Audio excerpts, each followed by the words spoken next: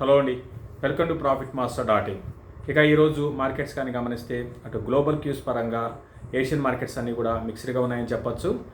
ఇక మన మార్కెట్స్ ఈరోజు ఒక ఫ్లాట్గా పాజిటివ్గా ఓపెన్ అయింది.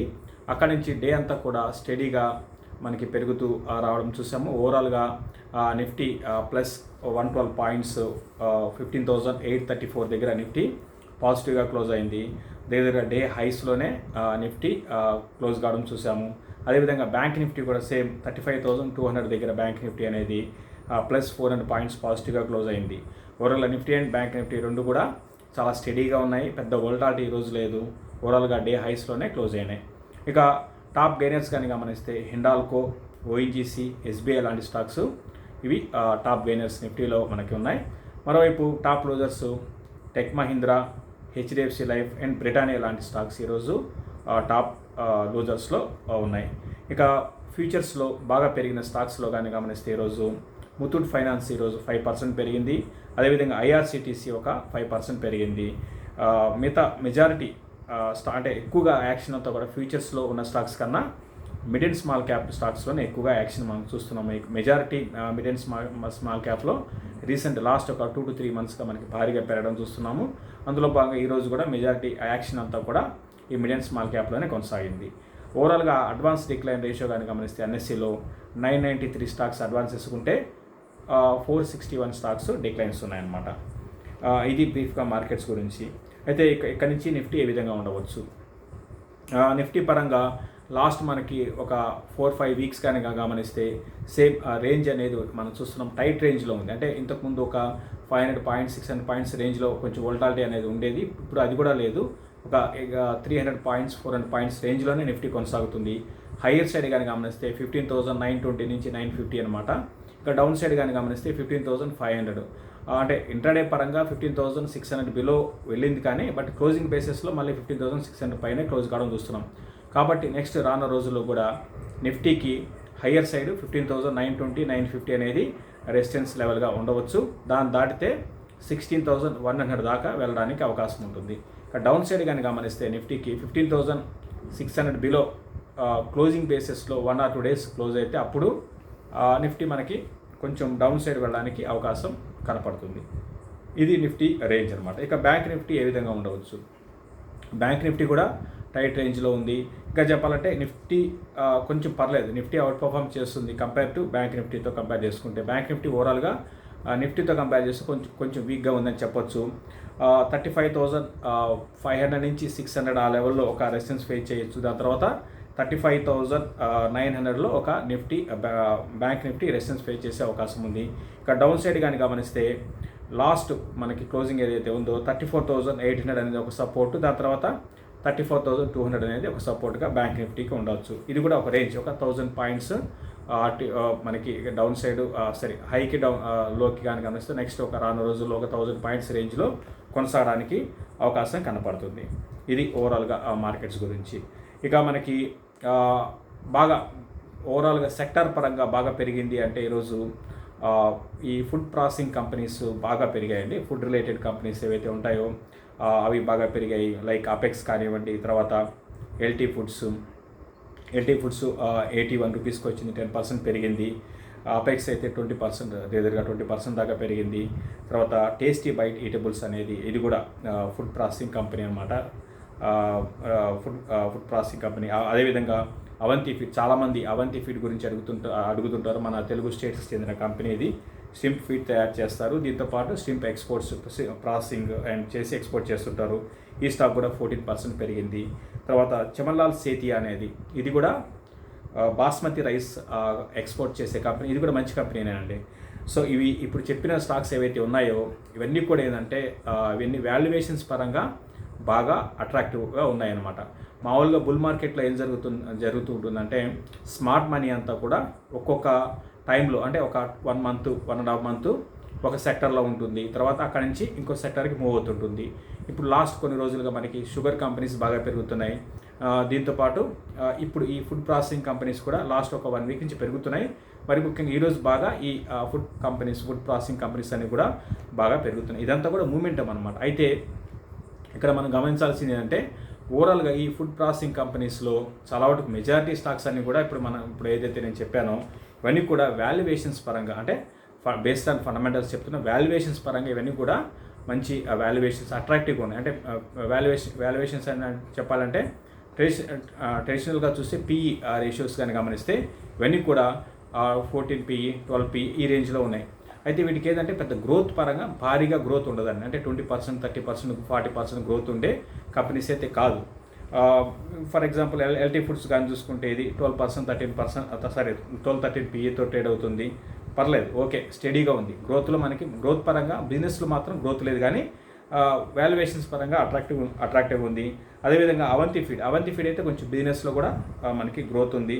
బట్ ఇవన్నీ కూడా ఏంటంటే మూమెంటం చేసేవాళ్ళు ఇప్పుడు షార్ట్ టర్మ్కి కొంచెం మూమెంటం అంటే పొజిషన్ ట్రేడింగ్ పరంగా, అంటే ఈరోజు కొని ఒక ఫ్యూ వీక్స్ కోసము ఇటువంటి స్టాక్స్లో పొజిషన్ తీసుకోవచ్చు. అయితే ఎగ్జిట్ కూడా చాలా ఇంపార్టెంట్ అండి. ఎగ్జిట్ తీసుకోవడం కూడా చాలా ఇంపార్టెంట్. అయితే అవంతి ఫీడ్ మాత్రం ఇప్పుడు చెప్పిన అన్నింటిలో ఇన్వెస్ట్మెంట్కి పర్లేదండి, మంచి స్టాకే, ఫండమెంటల్గా బాగానే ఉంది. ఇదేంటంటే తక్కువ టైంలో మనకి 40-50% రిటర్న్స్ కూడా వస్తాయండి అవంతి ఫీల్డ్లో. కాకపోతే ఏదంటే దీంట్లో ఎగ్జిట్ కావాలి. మళ్ళీ ఎగ్జిట్ కాకపోతే రివర్స్ కూడా చాలా ఫాస్ట్గా రివర్స్ అయిపోతుంటుంది. కాబట్టి ఈ స్టాక్స్లో మూమెంటం కోసం ఆల్రెడీ పొజిషన్ తీసుకున్న వాళ్ళు తీసుకోవాలనుకుంటున్న వాళ్ళు మాత్రం ఎగ్జిట్ చాలా ఇంపార్టెంట్. ఇప్పుడు అన్నీ చెప్పిన వాటిలో మాత్రం అవంతి ఇన్వెస్ట్మెంట్కి మంచి స్టాకే అవుతుంది. అయితే మూమెంటం కోసము చమన్లాల్ సేతి అనే కంపెనీ ఉందండి. ఇది కూడా ఏంటంటే లైక్ దావత్ లాగే, అంటే ఎల్టీ ఫుడ్ లాగే దావత్ లాగే వీళ్ళు కూడా బాస్మతి రైస్ ఎక్స్పోర్ట్ చేసే కంపెనీ ఇది. దీనికి ఇక్కడ మన సౌత్లో ఏమాత్రం కూడా దీనికి ప్రెజెన్స్ లేదనమాట. బట్ నార్త్లో కొంచెం ఉంది. ఎక్కువగా వీళ్ళు ఏంటంటే వేరే కంట్రీస్కి, లైక్ అటు మనకి గల్ఫ్ కంట్రీస్కి, తర్వాత యూరోప్, తర్వాత అమెరికాకి ఎక్స్పోర్ట్ చేస్తూ ఉంటారన్నమాట.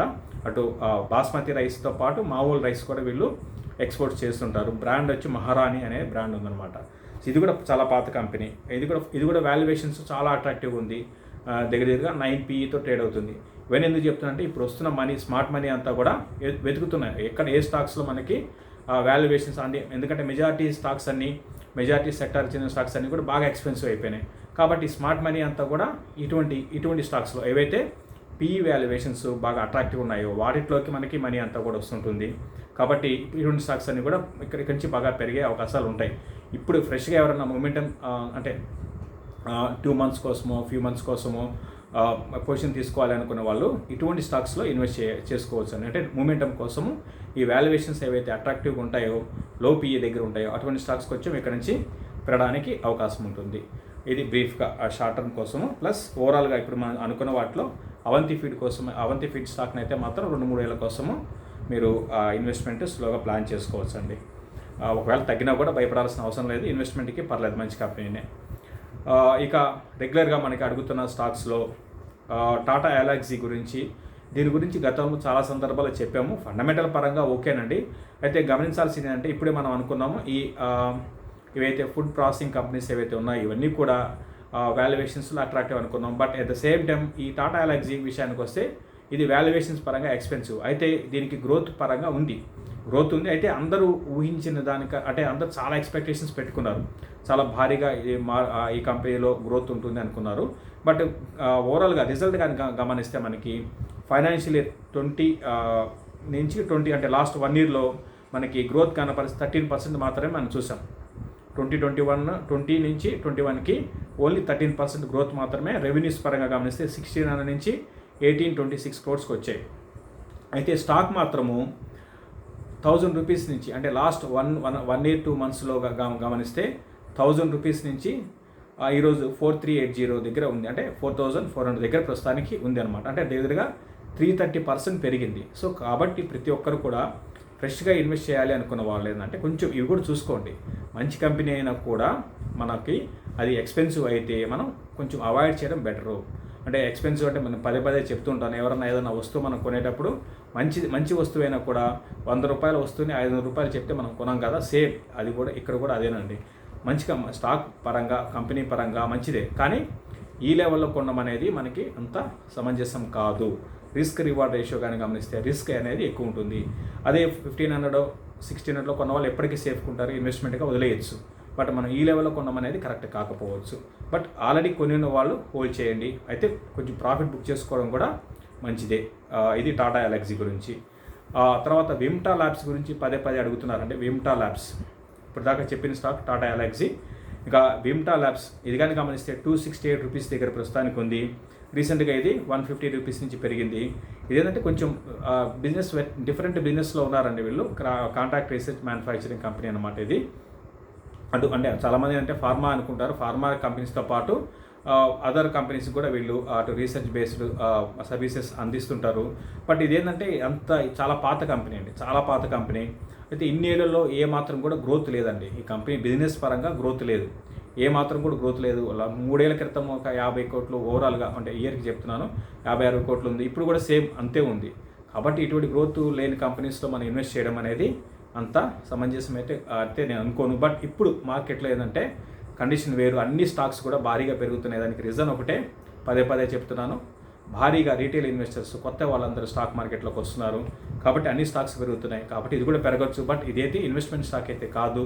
మనం ఇన్వెస్ట్మెంట్ చేసే ముందు ఎప్పుడు కూడా ఇప్పుడున్న పరిస్థితుల్లో మనకి ఏంటంటే చాలా రిస్క్ అనేది ఎక్కువ ఉంటుంది. అంటే బాగా భారీగా పెరిగిపోయి ఉన్నాయి కాబట్టి రిస్క్ అనేది ఎక్కువ ఉంటుంది. వన్స్ ఈ లిక్విడిటీ కానీ తగ్గితే ఇటువంటి స్టాక్స్ అన్ని కూడా బాగా వీక్ అయిపోతాయి.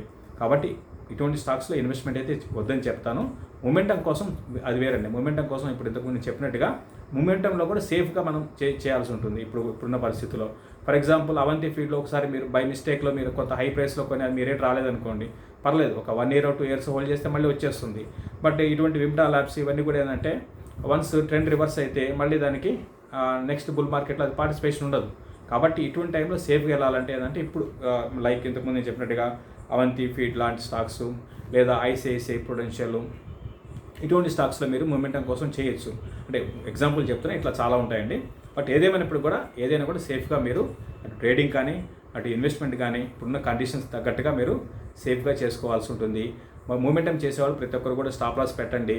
అదేవిధంగా ప్రాఫిట్స్ బుక్ చేసుకోండి. ప్రాఫిట్స్ బుక్ చేసుకోవడం చాలా చాలా ఇంపార్టెంట్. చూస్తూ కూర్చో ఉంటే మనకి ఏమొస్తుంటే మన కళ్ళ ముందే ఒక 10 లక్షలు కాస్త 20 లక్షలు అవుతుంది, 20 లక్షలు కాస్త 15 లక్షలు అవుతుంది. మళ్ళీ మార్కెట్ పడేటప్పుడు మళ్ళీ 15 లక్షల నుంచి 12 లక్షలు కూడా వస్తుంటుంది. కాబట్టి ఏంటంటే ప్రాఫిట్ బుక్ చేసుకొని కూడా చాలా చాలా ఇంపార్టెంట్. ఎంత బుల్ మార్కెట్ అయినా సరే మధ్య మధ్యలో మనం ప్రాఫిట్ బుక్ చేసుకొని మనం పెట్టిన క్యాపిటల్ పక్కన పెట్టుకొని ఏదైతే మనకు ప్రాఫిట్ వచ్చిందో దాంతో రిస్క్ చేస్తే మనకి ఎటువంటి ప్రాబ్లం ఉండదు.